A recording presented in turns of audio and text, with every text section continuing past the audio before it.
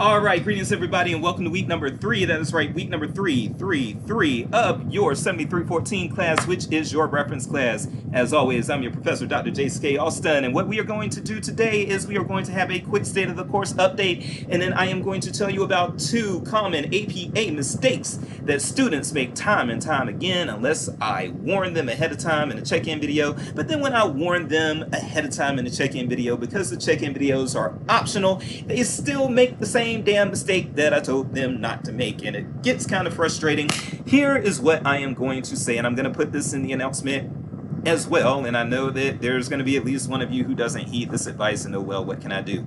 Unless you are absolutely certain, and I do mean absolutely certain, that you know how to do APA, please pay attention to and watch this video, because I am going to show you 2 mistakes that I know at least one of you is going to make. Without fail, I can sit here and record videos and say, hey, if you make these mistakes, I am going to count off on certain assignments, and I can tell you, hey, do not overestimate your competence with APA. If you are not for sure that you know how to do APA, go ahead and watch this video so that you don't lose those points.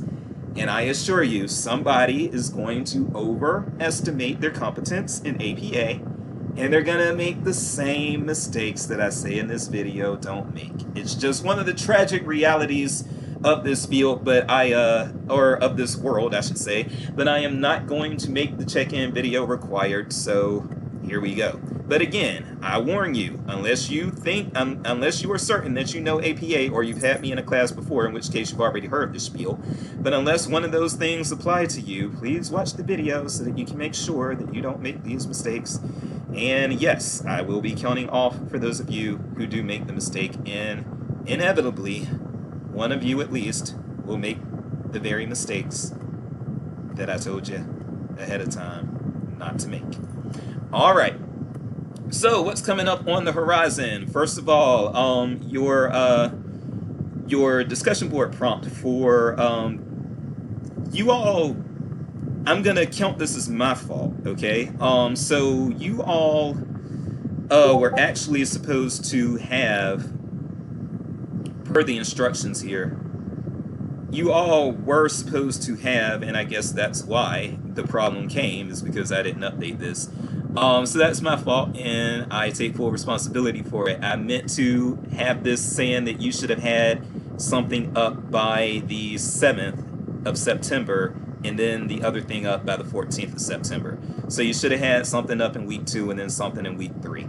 I forgot to change the dates, and so that is why, so that is where the confusion came from, because I noticed, I was like, hardly anyone actually did their first prompt. And I knew then, I didn't look at the prompt, and see that the dates hadn't been changed, and so that clearly was my fault. And now I'm admitting it on camera because I am an honest man. But, yes, so yes, you should have, really you should have 2 posts and a reply up by the 14th, and I'm going to go ahead and change this by the 14th there, and I'm going to go ahead and change these dates. I apologize for the confusion that created, but yes, so you should have at least 3 posts.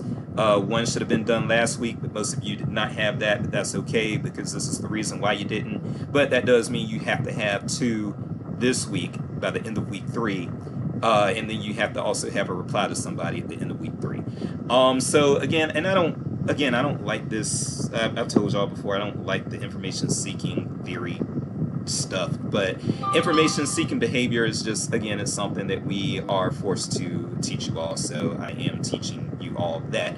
But I will be thankful when we get out of these modules and when we get back to normal with our discussion number 3, which will start in week 4, and that's empathy and professionalism in reference.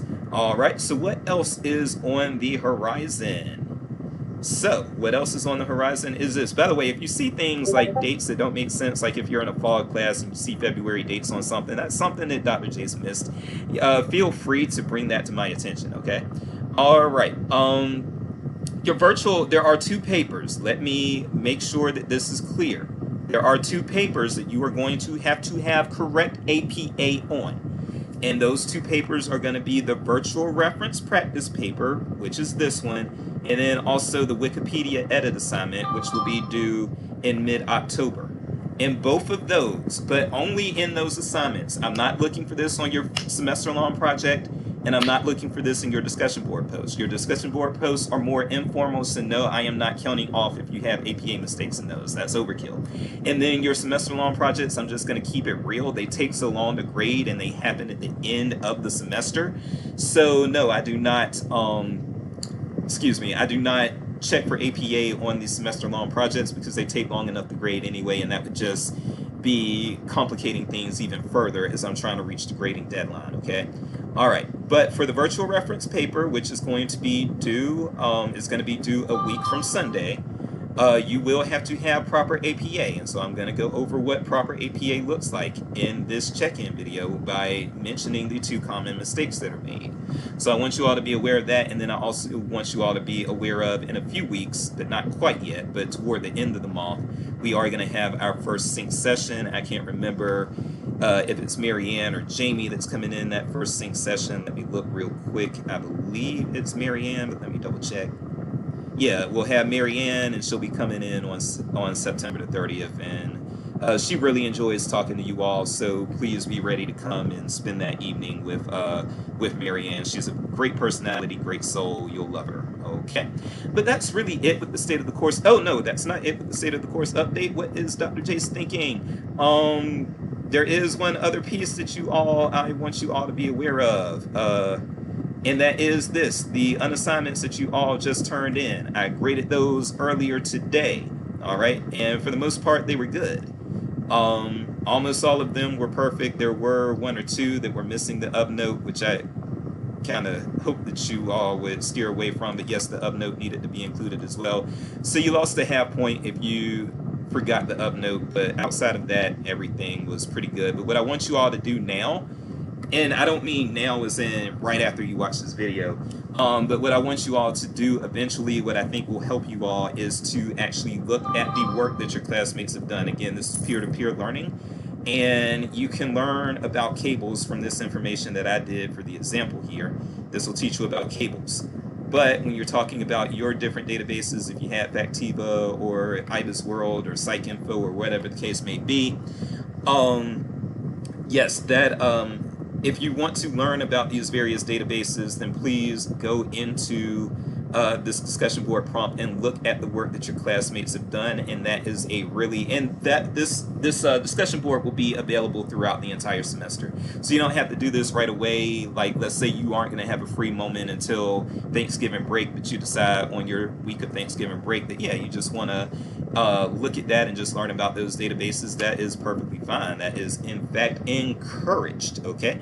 So this will always be here, and again, you all did a pretty good job with these, so go ahead and at some point this semester learn from your classmates, review their work, see what they did, and just learn, take in that information, and that is a quick crash course in learning about these databases, okay?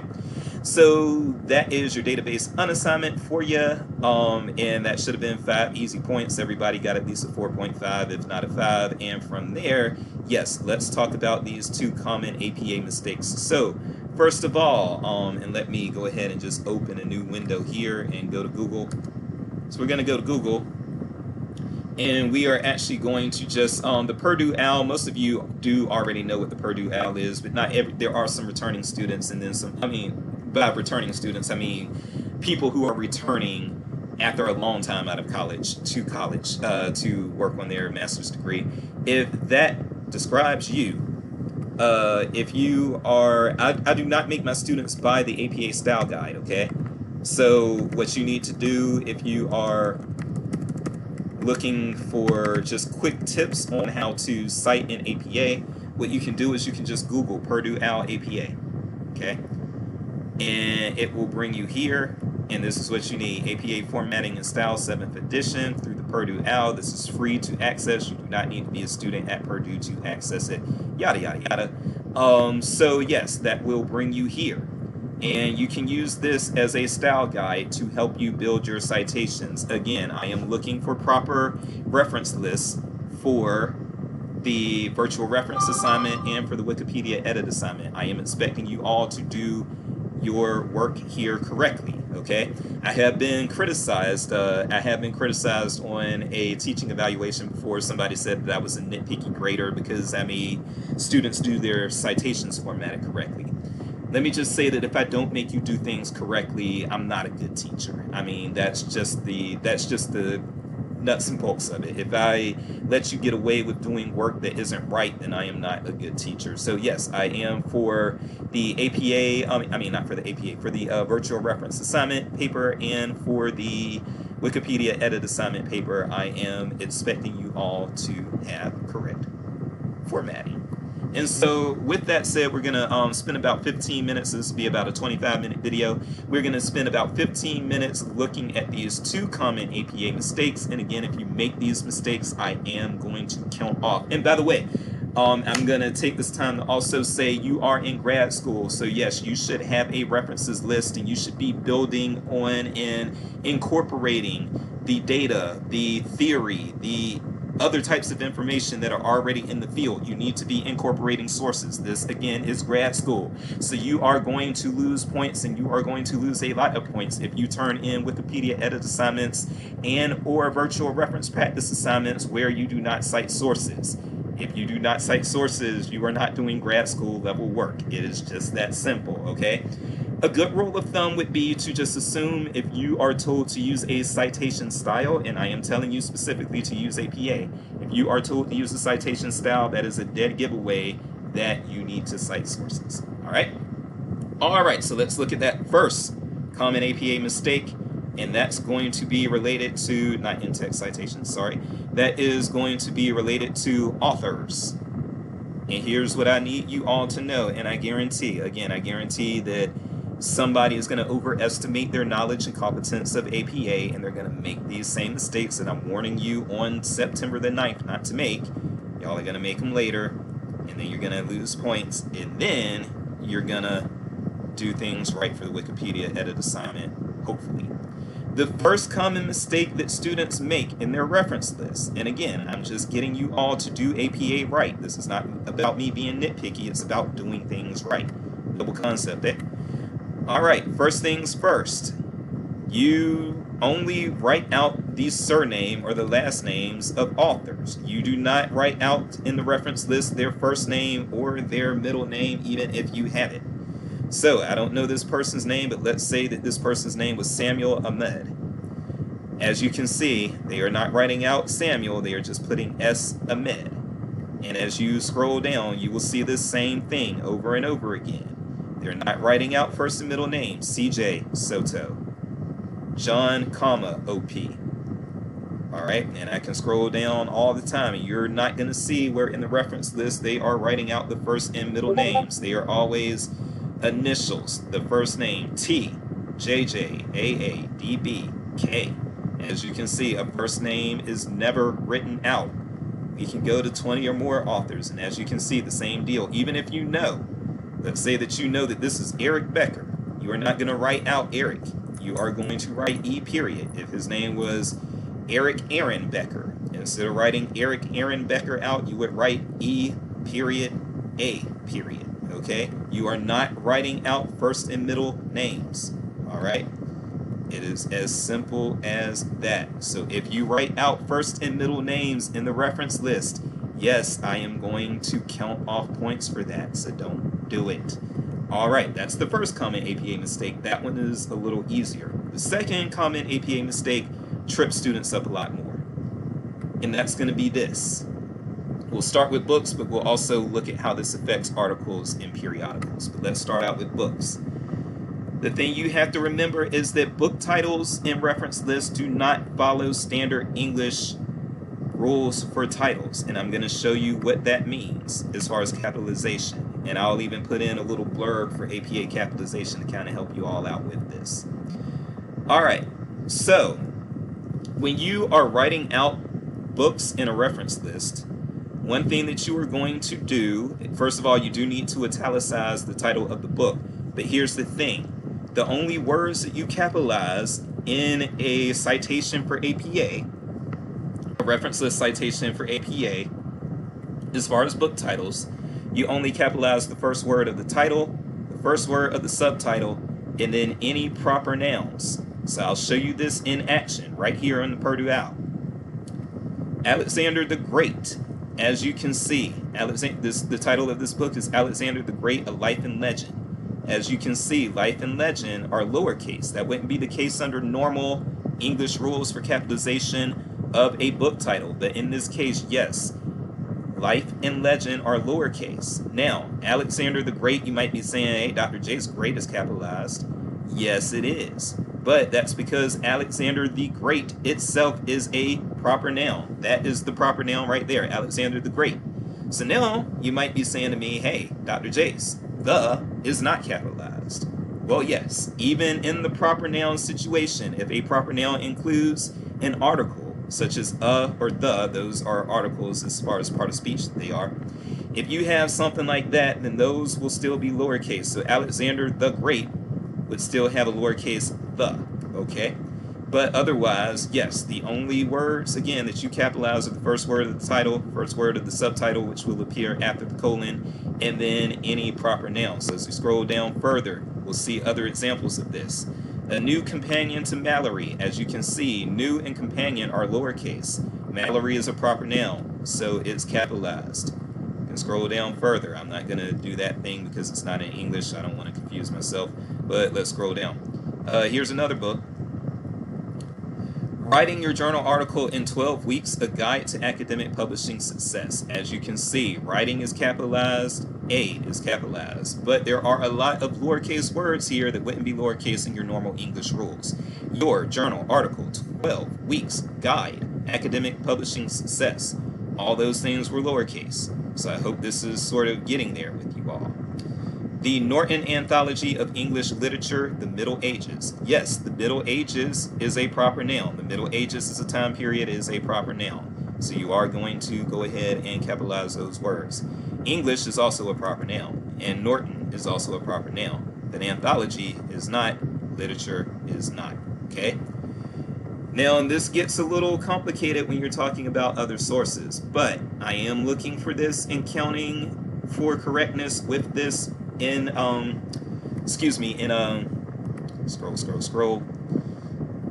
in articles and periodicals as well. Now, first of all, if you don't know, periodical is anything that comes out periodically, so we're really talking about things that have volume and issue numbers, and for that to be the case, we're largely talking about newspapers, journals, and magazines. Those are your main forms of periodicals, okay?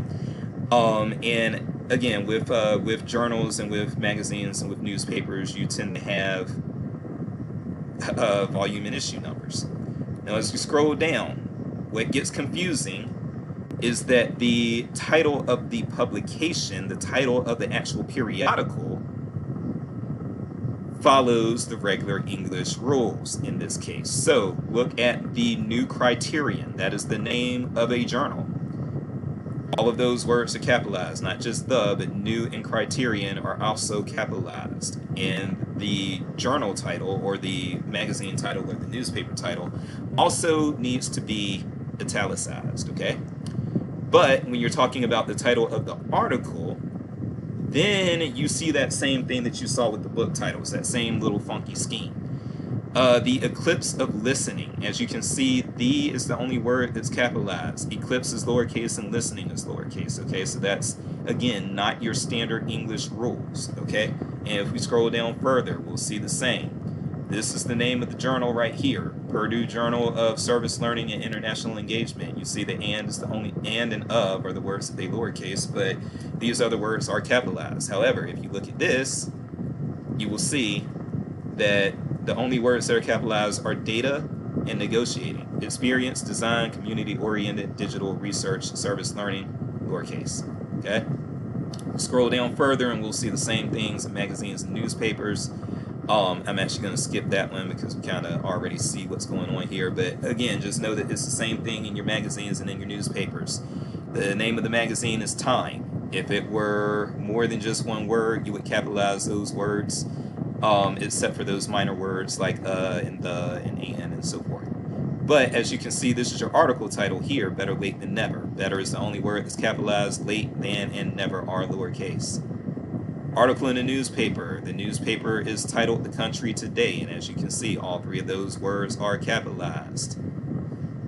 Calls made to strengthen state emergency policies. Made, strengthen, state, energy. I said emergency, sorry. Dr. Jace can't read sometimes. Made, strengthen, state, energy policies. All those words were lowercase, okay? So again, when you are looking at articles in a periodical, the periodical title itself follows those standard capitalization rules for English, but the article titles follow the same funky rules that the book titles followed, okay? Now, things get so confusing, I'll be honest with you, things get so confusing with electronic resources, with websites and things like that. They get so confusing that I want you all to put an effort forward, but I'm not going to be as adamant with counting off when it comes to websites and so forth as I was with the books and the periodical articles, okay? But still, try your best, read this page too, and try your best with the electronic resources, the websites and things like that as well, okay? And if I can find it, again, what I'll do is I'll also put in an excerpt from the APA Style Guide in there for you so that you can kind of reference that as you're doing this, okay? So again, those are two common APA mistakes that, again, somebody makes them every semester. There was only one semester since I've been here where I had everybody do it right. But for the most part, yes, there's going to be at least one of you that's going to be watching this video after the virtual reference practice paper because you got the APA wrong in the virtual reference practice paper, and then I told you, hey, you probably need to go look at that video so that you don't make this mistake on the Wikipedia edit assignment, okay? So again, I am hoping that unless you are certain, and I do mean certain, that you know what you're doing with APA, please, please, please watch this video. Now that I'm at the end of the video, I'm telling you again to please watch it. But again, please also heed what I just said, and again, I'm going to put this language also in the announcement to kind of encourage you all to do that. So anyway, having said that, let's go ahead and wrap up here. We were able to keep this one under 25 minutes, and if you sped it up, it should be even under 20 minutes, but let's not look that gift horse in the mouth. Let's go ahead and end this video now, and we will come back next week with another video. But until then, I am Dr. Jace, and the work of your classmates in their unassignments in helping to learn about the databases, that work would be a terrible thing to waste. Jace waste, that is my rhyme. I can go to sleep happy. I will see you in the discussion board prompts. Ta-ta.